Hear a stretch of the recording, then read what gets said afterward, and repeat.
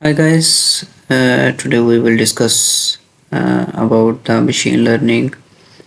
We will learn in this video that how machine learning is beneficial in our studies. I think that many of you have already been studying this course in your bachelor's or master's.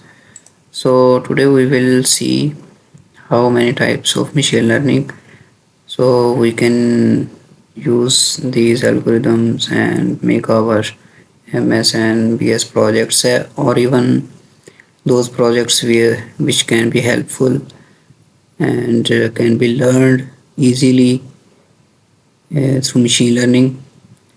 And secondly, this will definitely help you out in figuring out in your endeavors in industrial level or professional level when you will join any job.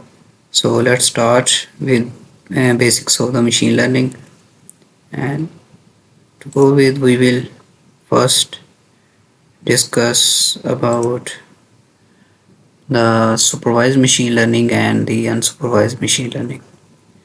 So we can visit this site. Machine learning is a field of computer science that gives computers the ability to learn without being explicitly programmed. In supervised machine learning, we see that a data set is available and we want some sort of results from that data set. Okay, so what we will do, there are some algorithms in machine learning that we can apply on our data set in order to get the required results.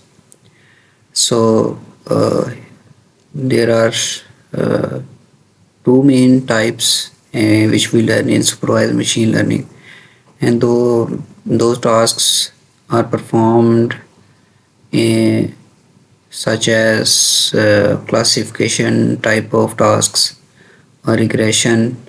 And if we look at the problems given to us, okay, so we will first recognize that whether this problem is about the classification of the data or the regression of the data.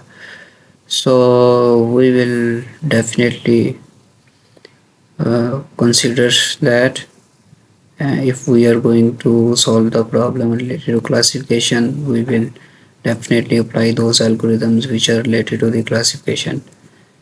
And on the other side, if there is a problem related to the regression, so we will perform the regression algorithms on that.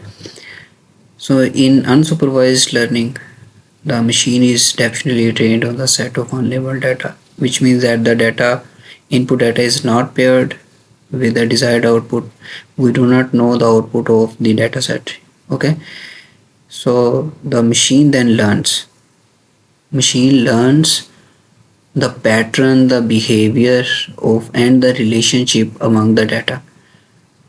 Okay, our data is definitely in the form of rows and columns. All those columns which we have in a data set, these columns are referred to as features of the data. Okay, so on the other hand, we have to decide how many classes are there in that data set, so which we are going to classify. If it may be uh, two classes, three classes, four classes. So important